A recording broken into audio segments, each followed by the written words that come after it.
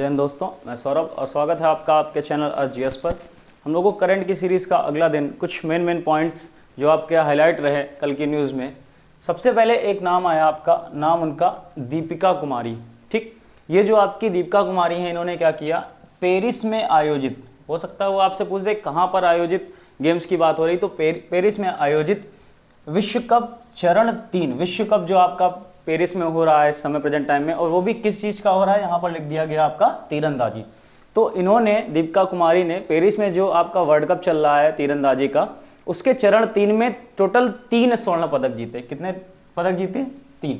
अब अगर 3 की बात करें तो कौन कौन सी कैटेगरी में जीता इन्होंने, तो पहला इन्होंने जीता व्यक्तिगत रिकर्व इवेंट में, दूसरा इन्होंने मिश्रित रिकर्व इवेंट में, और तीसरा महिला रिकर्व टीम में। तो टोटल तीनों आपके सामने इनके जो, जिनमें इन्होंने आपका स्वर्ण पदक जीता, नाम लिखे। पहला आपका बताया गया व्यक्तिगत रिकर्व इवेंट, दूसरा मिश्रित रिकर्व इवेंट, और तीसरा आपका महिला रिकर्व इवेंट। ठीक, तो टोटल इन्होंने 3 गोल्ड मेडल जीते। ये जो आपकी दीपिका कुमारी हैं, ये कहाँ की रहने वाली हैं? भारत में, झारखंड के रांची की।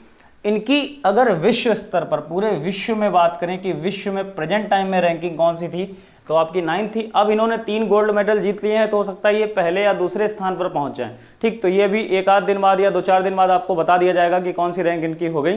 तो फिलहाल अभी विश्व में इनकी रैंकिंग कौन सी थी, किस स्थान पर थी? 9वें स्थान पर। इन्होंने अब तक कुल कितने पदक जीते हैं? 10। टोटल कितने पदक आपके? 10। और 2016 में इन्हें किस प्राइज से, आपके किस सम्मान से सम्मानित किया गया था? तो नाम उसका पद्म श्री। तो नाम याद रखिएगा, दीपिका कुमारी। पेरिस में आयोजित होने वाली विश्व कप जो आपका किसका है? तीरंदाजी का। उसमें कितने टोटल स्वर्ण? आपके 3।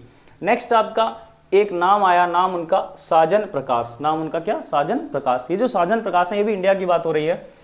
टोक्यो ओलंपिक के लिए क्वालिफाई करने वाले पहले भारतीय तैराक बने, मतलब फर्स्ट इंडियन जो आपके स्विमर हैं वो बने। नाम उनका साजन प्रकाश। दोनों गेम से रिलेटेड न्यूज़ हैं, जरूरी हैं, इंपॉर्टेंट हैं। गेम्स का क्वेश्चन बहुत आता है, तो आपसे पूछा जाएगा डायरेक्ट कि भारत के वो कौन से पहले तैराक हैं जो ओलंपिक टोक्यो के लिए क्वालिफाई करें, तो नाम उनका साजन प्रकाश।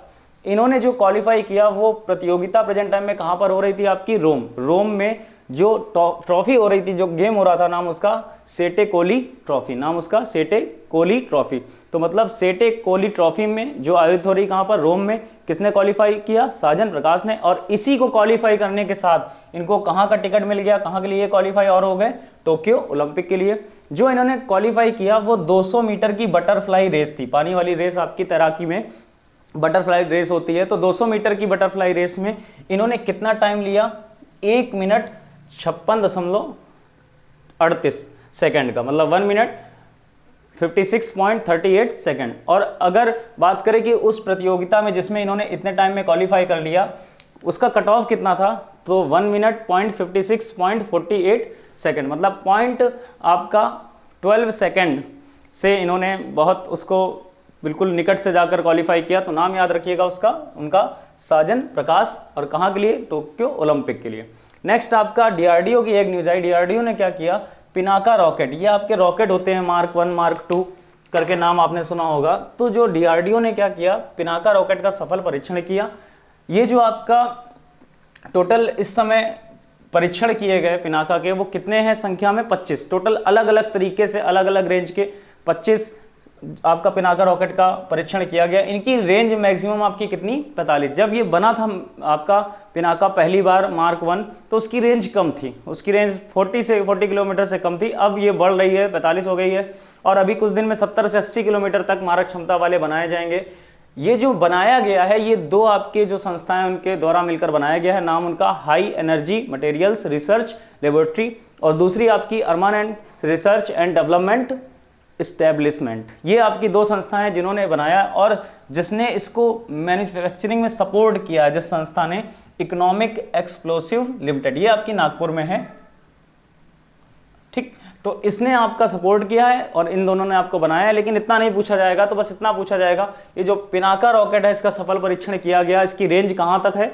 मैक्सिमम आपकी 45 किलोमीटर, और कितने परीक्षण किए गए? टोटल 25। नेक्स्ट आपका भारत का बैंक और क्रेडिट टू जीडीपी रेशियो अनुपात 2020 में 56% बढ़ा। अब जरा एक चीज सुनिएगा, यहां पर लिखा बैंक क्रेडिट टू जीडीपी अनुपात। अगर इसको अभी बताया जाएगा तो बहुत लंबा थोड़ा टॉपिक हो जाएगा, क्योंकि इसको समझाने के लिए आपको काफ़ी चीज़ें जीडीपी वगैरह बतानी पड़ेगी, तो नहीं समझ में आएगा। मैं इसके लिए एक वीडियो अपलोड कर दूंगा आपका जीडीपी का, तब आपको ये चीज़ें क्लियर हो जाएंगी। तो फिलहाल आप इतना मान के चलिए, भारत का जो bank credit to GDP ratio था आपका, वो 2020 में कितने परसेंट बढ़ गया? टोटल 56%। वो डायरेक्ट पूछेगा अनुपात कितने परसेंट बढ़ा, तो 56%। ये जो डाटा है आपका, ये BIS, ये आपकी एक बैंक है, बैंक फॉर इंटरनेशनल सेटलमेंट्स, मतलब जितने भी रूल रेगुलेशन होते हैं विश्व में वो यही बैंक निकालती है, तो नाम उसका BIS, bank for international settlements. ये आपका बेसल जगह पड़ती है स्विट्जरलैंड में, वहाँ पर है, और स्थापना हुई थी 1930 में, बेसल में, स्विट्जरलैंड में 1930 में। तो सीधा सीधा भारत का बैंक क्रेडिट टू जीडीपी अनुपात 2020 में कितने परसेंट बढ़ा आपका? 56%। नेक्स्ट आपका SBI की एक न्यूज आई कि SBI ने क्या किया, SBI ने लॉन्च किया आरोग्यम हेल्थ केयर बिजनेस लोन। अब देखिए यहाँ पर पर्सनल लोन नहीं लिखा, बिजनेस, तो ये जितना भी आपका जैसे कोई हॉस्पिटल है, नर्सिंग होम है, या कोई संस्था है जो आपका मेडिकल फील्ड में काम कर रही है, तो उनके ये लोन स्टार्ट किया गया, किसके द्वारा? SBI के द्वारा, और नाम दिया गया उसका आरोग्यम हेल्थ केयर बिजनेस। ये जो आपकी बिजनेस लोन है, इसकी अवधि 10 वर्ष है, मतलब आपको 10 वर्ष में रिटर्न करना है इसको। और कितने तक का ऋण दिया जाएगा? 100 करोड़ तक का मैक्सिमम। अगर मैक्सिमम लिमिट पूछे तो कितनी आपकी? 100 करोड़। लेकिन ये जो मैक्सिमम वाला है वो केवल मेट्रो सिटीज़ के लिए, मतलब आपकी जहाँ पर मेट्रो सिटीज़ हैं उनकी बात हो रही है, जैसे दिल्ली, चेन्नई, बॉम्बे, बेंगलुरु, उनमें आपका कितने तक का ऋण दिया जा सकता है? 100 करोड़, और 10 वर्ष में उसको रिटर्न करना पड़ेगा। लेकिन अगर वो मेट्रो सिटी नहीं है और वो टियर 1 के अंतर्गत, मतलब मेट्रो सिटी छोटे शहर हैं, तो वहाँ पे कितना लोन दिया जा सकता है? मैक्सिमम आपका 20 करोड़। और यही अगर टियर 2 से लेकर टियर 4 तक की बात हो, जैसे आपके कुछ कस्बे हैं, गांव डेवलप हो रहे हैं, ठीक, उनमें कितना लोन दिया जाएगा? 10 करोड़। मतलब 3 अलग अलग कैटेगरी, मेट्रो सिटीज़ के लिए आपका 100 करोड़ तक का, टियर 1 के लिए 20 करोड़, और टियर 2 से लेकर टियर 4 तक के लिए आपका 10 करोड़। तो ये आपका किसके द्वारा लॉन्च किया गया? SBI के द्वारा, और नाम उसका Arogyam health care business loan. Next आपका न्यूज़ आई कनाडा। कनाडा की बात हो रही है। कनाडा के प्रधानमंत्री जस्टिन ट्रूडो ने भारतीय मूल के जस्टिस, मतलब इंडियन आपके जस्टिस हैं, जो न्यायाधीश होते हैं जस्टिस, महमूद जमाल को, ठीक, नाम किसका है? महमूद जमाल को कनाडा के सर्वोच्च न्यायालय के लिए नामित किया। मतलब अब कनाडा में भी कोई भारतीय आपका जस्टिस है, नाम उनका महमूद जमाल, और कनाडा के जो प्रेसिडेंट PM है आपके, प्रधानमंत्री, उन्होंने नामित किया, नाम उनका जस्टिन ट्रूडो। ये जो आपका महमूद जमाल है, जब ये कनाडा के रूप में जस्टिस के रूप में काम करने लगे, ठीक, तो ये पहले अश्वेत बन गए। मतलब वहाँ पर अभी तक वाइट वाले ही आपके श्वेत लोग ही जज बनाए जाते थे या जज बने थे, अब पहले अश्वेत बने। तो इस तरीके भी क्वेश्चन बन सकता है, वो भारतीय नहीं पूछेगा, वो बोल देगा हाल ही में किसको आपका जो कनाडा के जस्टिस के रूप में नियुक्त किया गया, वो पहले कौन से? अश्वेत थे। तो आप नाम उनका महमूद जमाल। इन्होंने जिसका स्थान लिया, ठीक, जिनका स्थान लिया, तो नाम उनका रोजरी सिल्वरमैन अबेला, नाम उनका रोजरी सिल्वरमैन अबेला। अब देखिए नाम में मैन आ रहा है, लेकिन ये है महिला, याद रखिएगा थोड़ा सा, रोजरी सिल्वरमैन अबेला, ठीक। ये जो आपकी रोजरी सिल्वरमैन अबेला थी, ये यहाँ की पहली शरणार्थी और पहली महिला यहूदी, वो भी न्यायाधीश थी। मतलब जिनको हटाया उनके भी ऊपर क्वेश्चन, और जो बने उनके ऊपर भी क्वेश्चन कि भैया जो पहले अश्वेत बने महमूद जमाल, और जिनको हटाया वो पहली यहूदी महिला न्यायाधीश कौन सी थी आपकी, जिनको हटाया गया, तो नाम उनका रोजरी सिल्वरमैन अबेला। तो ये न्यूज़ भी इंपॉर्टेंट है। नेक्स्ट आपका एक न्यूज़ आई हेल्थ से लेकर, महाराष्ट्र की बात हो रही है। महाराष्ट्र में एक नीफा वायरस मिला, नीफा वायरस का प्रमाणित किया गया कि यहाँ पर नीफा वायरस पाया गया। ये कहाँ पाया गया? महाराष्ट्र के सतारा जिले में। किस डिस्ट्रिक्ट की बात हो रही है? सतारा। और किन पहाड़ियों पर? महाबलेश्वरम, ठीक, महाबलेश्वर पहाड़ियों पर। तो पूछा जाएगा किस राज्य में भी हाल ही में नीफा वायरस की पुष्टि हुई, तो महाराष्ट्र। या किस जिले में? सतारा। या कौन सी पहाड़ी? महाबलेश्वर। ये जो महाबलेश्वर है, इसको आपका मिनी कश्मीर भी बोलते हैं। क्या बोलते हैं? मिनी कश्मीर। ये महाबलेश्वर, आपने एक जगह सुनी होगी मासिन राम,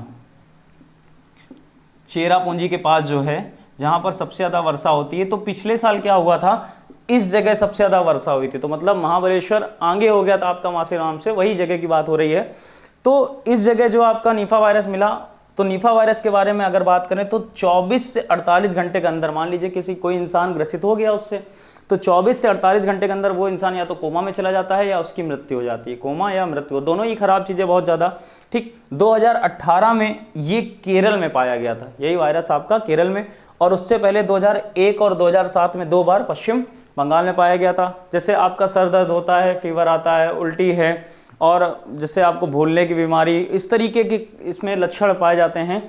और ये जिस चमगादड़ से होता है, जिस चमगादड़ की बात हो रही है, तो टेरोपस गिंगेटस, टेरोपस गिंगेटस, तो याद रखिएगा चमगादड़ से फैलने वाला रोग है। तो इसके लिए क्या मतलब उपचार कि आपको थोड़ा सा अपने आसपास सफाई रखनी है, क्योंकि चमगादड़ वहाँ रहते हैं ज़्यादातर जहाँ पे आपकी चीज़ें पुरानी पड़ी रहती हैं, खंडहर वंडर आप लोगों ने भी देखे होंगे, तो उस तरीके, तो वहाँ पे अगर कोई ऐसी लोकेलिटी तो उसको थोड़ा साफ़ सफाई करिए, और बाकी कोई इसकी दिक्कत की बात नहीं है।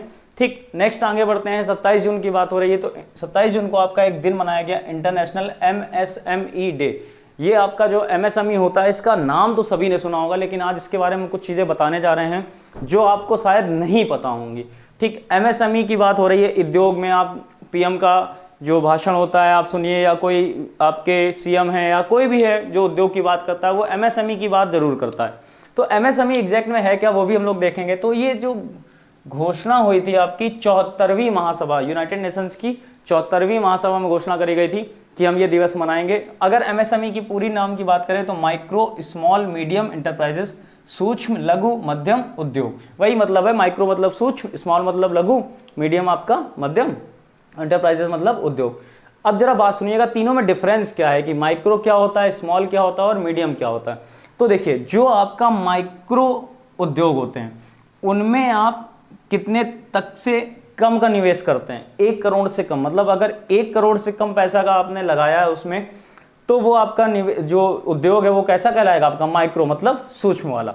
और यही अगर स्मॉल की बात हो, लघु की, तो उसमें आप कितना पैसा लगाएंगे, 10 करोड़ से कम, मतलब लिमिट दी गई है 1 करोड़ से कम तो आपका माइक्रो, 10 करोड़ से कम आपका स्मॉल। अगर मीडियम की बात करें तो उसमें आपका कितना, 20 करोड़, मतलब 1 करोड़, 10 करोड़ और 20 करोड़। तो ये हो गया निवेश, मतलब निवेश की सीमा है।